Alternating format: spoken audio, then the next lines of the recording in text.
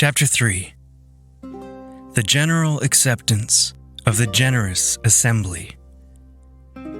Children of the Moon.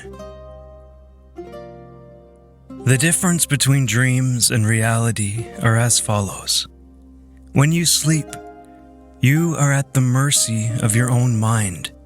You, the owner of its creation, produce any thought, right or wrong, cheerful or wicked. But when awake, you're at the mercy of thoughts produced by men. Though reality may begin with the best of intentions, like a dream, it can rapidly fade into a nightmare. And a nightmare given to you by another is far worse than any terrifying image your mind could ever muster. I slept enough to identify the distinction.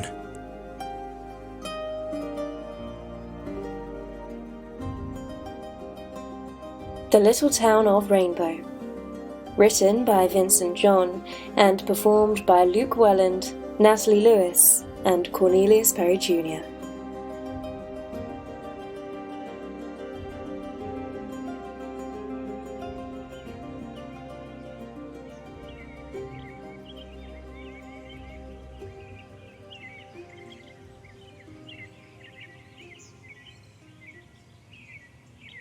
As the sun began to rise, casting rose-colored sunbeams across the sky, two men with unremarkable faces and emotionless expressions led me through the quiet town of Rainbow.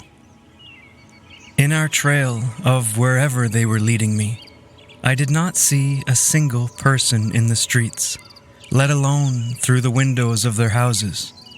Every curtain was drawn shut, which I found odd, it being Christmas Day and all. Perhaps the townspeople and their kin saw me as some sort of wicked creature, that their bare eyes could not handle such a frightening sight as myself. Even still, both my tour leaders stood quiet and vigilant, even though I was chained at hands and feet, barefoot in the snow, with absolutely no chance of escape. Either from paranoia or insanity. I'm sure a combination of both. 9-foot walls enclosed the entire town as guards carrying rifles stood in towers at all four corners. Terrible as the present circumstances were, the thought had occurred, this was not the worst thing to happen that morning. Earlier in the day, an old woman, who didn't mutter a sound, swiftly yet violently stripped me of my clothes. For good measure, every now and then she would look at me with a mixture of repulsion and disdain, as if I were a wayward child of hers, recently come home after years of vile living. I didn't have the energy to worry what she thought, however, because my head pounded and ears still burned from the night prior. Nonetheless, I did ask, more like croaked, for a cup of water. When receiving none, I asked again, though to no avail. The frail woman looked right through me as if dressing a corpse. From irritation of being ignored, words just slipped off my tongue. By the looks of it, I do not know who's closer to death, me or you. In retaliation, she caressed my left hand by placing it into her own, looked me in the eyes, smiled, and then broke my index finger with the ease of a child snapping a twig. I made a valiant effort not to release any screams, but such gallantry hardly lasted more than a few seconds. I allowed myself a good, hearty scream filled with pain and terror. After the moment passed, I decided to keep those urges to myself. The old lady then gave me a silk maroon robe, obviously the exact thing one wants in the numbing chill of desert snow. The morning sky now flaunted a vivid blue, which descended in such a way that made this entire peculiar town radiant. Each house and building I passed shined brilliantly with fresh coats of white paint. If not for the copper-colored soil peppered about where snow failed to reach, from a distance you wouldn't be able to tell the difference between earth and town. Be that as it may, I did notice the town was devoid of a bank, a general store, saloon, and a church. Instead, the streets merely aligned with houses and obscure square buildings, the latter of which lacked any windows. Maybe if I weren't shivering so bad that my teeth felt they'd fall out, and maybe if I weren't chained at hand and feet, I would have found this odd. But no, I was prepared for this, prepared for the little town of Rainbow, and what would come next. Yet what I'd find excellent was that they weren't prepared for me. Excluding Rosalind, of course. She spent a lifetime readying herself for the upcoming events. The fellow to my left, noticing the shivering and chattering of teeth, offered his coat. Greatly wishing to decline the apathetic gesture of goodwill, I glared at him with a menacing look of contempt, as if that would have given me even a moment of solace. A minute later, I accepted the stupid jacket. Subsequently, he bowed and grinned, which genuinely terrified me, for both men now had the demeanor of fulfilling a task of sorts, a seemingly serious one.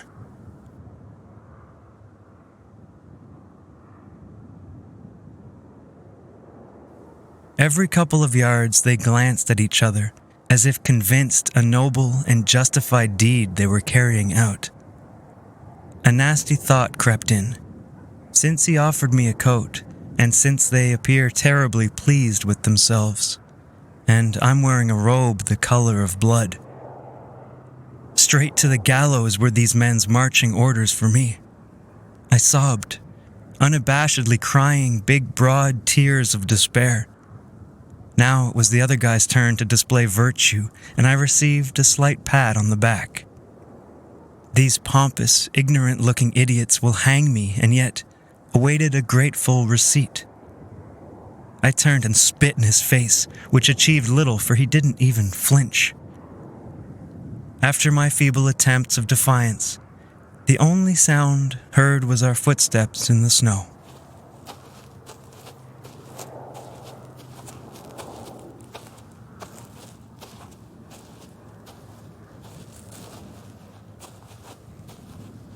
In life, you will witness an equal share of horrible, no good, disgustingly unforgettable events. And over time, one grows accustomed to the atrocities of this world. But none are so heinous as death by hanging.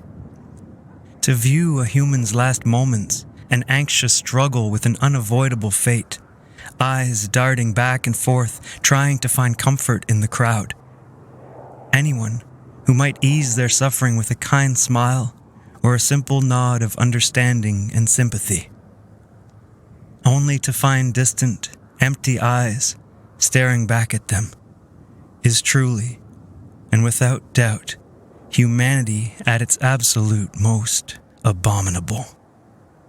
I find it ridiculous how us men of faith worship our Lord who was crucified, then establish laws making such crimes as poaching punishable by death to the very people he came to save. While lawmakers and leaders lament that this is an evil age, but an age will forever mirror its leaders, not its people, for better and often much worse. The man to whom I spit materialized once again, not happy enough to leave me alone in thought during my final minutes on Earth, and spoke in a voice strikingly flat. "Sir, it forgives you. I know it was an unclean spirit that made you do so, but soon you will be anew.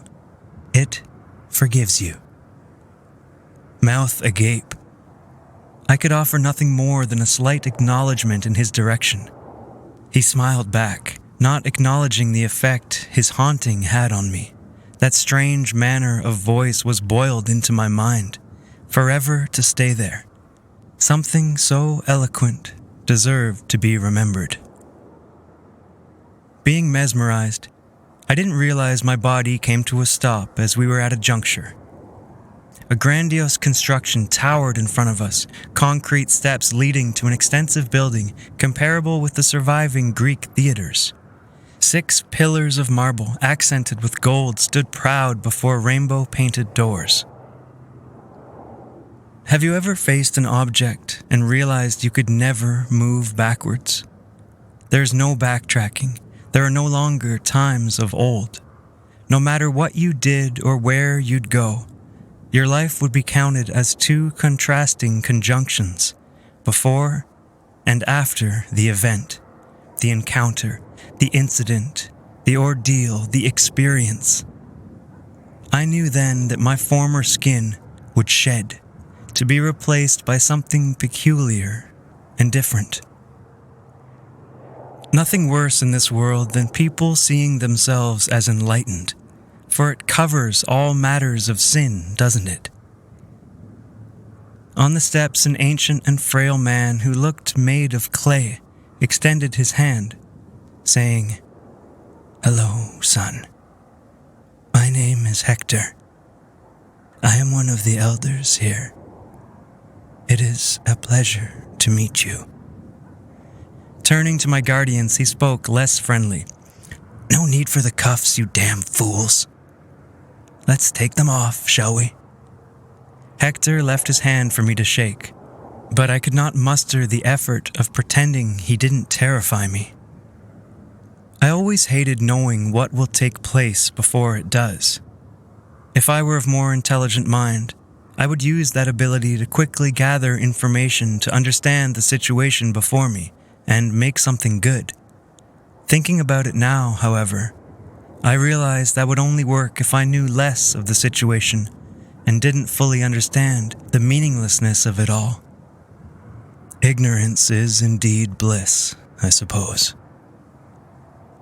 The residue of Hector's genteel grin left traces around his mouth, which magnified his ghostly appearance.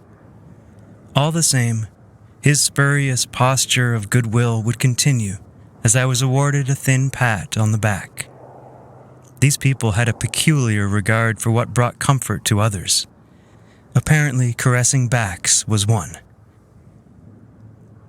The 2 wardens quickly undid my chains, which again seemed all too pleasing, as if performing a show of sorts, and with each growing moment, fear crept in that the cracks of their performance would manifest until the rouse was up. The rouse was up, I reckoned, because after setting me free, the 2 men clapped and cheered. One of them even whistled. Hector gave a slight bow and opened the 2 large rainbow doors that led to the building. A joyful noise filled the halls with echoes of men and women celebrating. The place could easily have been mistaken for a house of worship. Beautiful pieces of art hung high in the rafters, and at the end of the long room stood an altar made entirely of gold. Its patrons grew greater as more people filled the room upon my arrival while chanting in a language I've never heard before. It might have been Latin, if Latin was marred with grisly sounds and spoken nonsensical. At the altar, a man with silver hair dressed in a black robe, with rainbow patches on each shoulder, chanted some cryptic phrases while kneeling. The smell of incense was heavy and made a cloud around the room. The strong aromas and boisterous songs of praises made me queasy. I took a step forward, making sure to stumble, and then proceeded to fall into one of the pews. For good measure, I put on a show of dazed confusion. A few people helped me to my feet, and one person said, "This man is already being made clean. The spirits are fleeing from him." Posing as an ignoramus, I fervently nodded. I smelt these smells before and heard similar songs chanted. I knew what was expected of me. My body began to shake, and my fingers twitched as I made my way to the altar, giving them the present every heathen desires most, their righteous holiness. Even if a piece of their minds didn't believe me, there would always be a small part saying to themselves, if we don't believe him, we don't fully believe our teachings. I've been around enough heretics to know their failings, obedience to their charlatan maid. Fake doctrine is near the top. And truthfully, there was a part of me that shook on the inside. I honestly thought these people were going to kill me. But I saw in that moment they wished to save me, which, for what it's worth, was nice of them. The stranger the convulsions I gave, the happier the faces looked back at me. With every twitch, their voices grew louder. At the pinnacle of the lustrous chanting, the silver-haired man at the altar turned around and smiled. The noise from the pews grew quiet, and he spoke in a delicate voice I recognized from the night before. Henrik, you are forgiven, as all members of Rainbow are forgiven. Come and set your spirit free. Some placed their hands on me as if I were an idol. Some shouted, "You are free!" and "You are now clean, Brother Henrik!" The old mare and I stared at one another, while the others continued in otherworldly hymns. Everyone had a cheerful spirit about them, besides him. Like his daughter the night prior, he looked firmly upon me, as a man would look upon a vile, unpleasant thing. I looked to the floor, giving him his due of respect. Then he pushed me to my knees and placed his hands on my head. Upon your head, now a curse that can only be undone by the most illuminated one. If he sees it fitting, your curse shall end after 1 month's time, and you shall receive a blessing, but only if he deems it so. With the end of his speech, the congregation clapped. I never heard of a curse turning into a blessing. This must be some newer ideology. The desert seems to do certain things to lunatics and the already crazy. Maybe it is the constant struggle to survive, the grotesque amount of suffering witnessed on a daily basis from animals and humans alike that makes them gravitate to further torment and strife as a pleasureful experience. And though I did not believe in curses, especially done by the feeble-minded, I knew then I was forevermore these people's prisoner. No matter where I moved or what I might accomplish, there was no circumstance of survival after this outcome. It's been hard in America. It's been tough, feeling sad. It's been hard in America. I never thought it'd get so bad. I wish that I had a big jet plane, fly the tears away. Maybe I'd find a river so wide and drift away all of the pain. But it seems there's more to do. There's more to love we've yet to find. Oh yeah, it's true, we may stumble through, but all we have is precious time.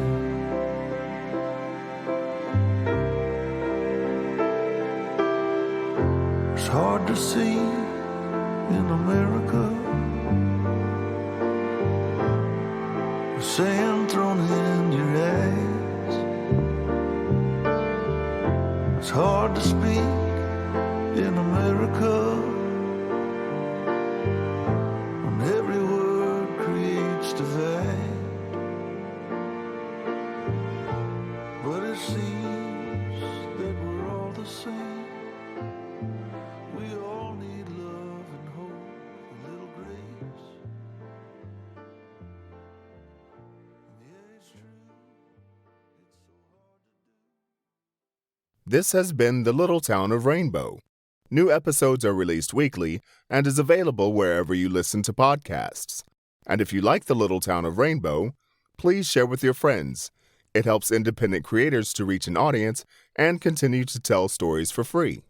Thank you.